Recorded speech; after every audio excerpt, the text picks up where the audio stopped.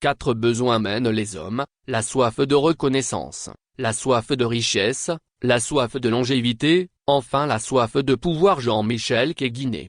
Le président togolais est sur tous les fronts de médiation sur le continent. Il s'est bâti une renommée dans le domaine. Dans le coup d'état militaire qui a renversé Mohamed Bazoum au Niger le 26 juillet dernier, Faure Gnassingbé fait énormément parler de lui.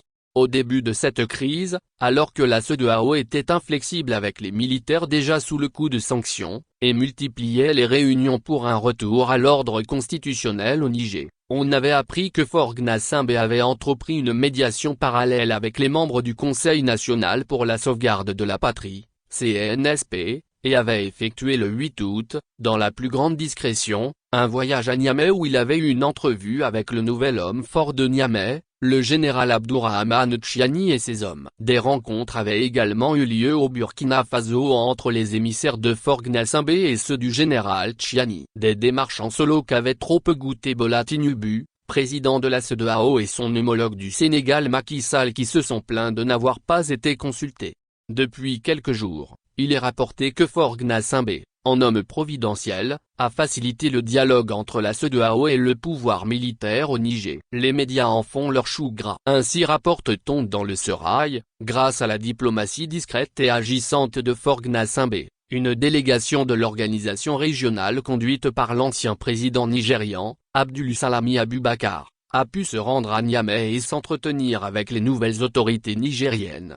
Des médiations parallèles, il en avait été également question au Mali après le coup d'État du 18 août 2020 qui avait chassé l'ancien président Ibrahim Boubacar Keïta. Alors que les relations entre les jeunes officiers maliens et la CEDEAO étaient au plus mal, les militaires s'étaient tournés vers Faure Gnassingbé pour solliciter son appui mais aussi ses conseils. C'est le président togolais qui avait sauvé Assimi Goïta et ses hommes de l'ostracisme de l'organisation régionale. De même, dans le conflit soudanais, le Togo s'y est invité, en ouvrant, les 23 et 24 juillet 2023, à Lomé, des consultations entre les différentes parties de la crise politique qui secoue leur pays. Alors que les États-Unis, l'Arabie Saoudite, les Nations Unies, l'Union africaine, l'Autorité intergouvernementale pour le développement, IGAD, et la Ligue arabe étaient en première ligne et menaient des négociations de paix avec les belligérants. Aujourd'hui, il ne fait de doute, Faure Gnassingbé semble incontournable sur le continent. Tout à son honneur. Une diplomatie agissante qui peut valoir plusieurs mandats,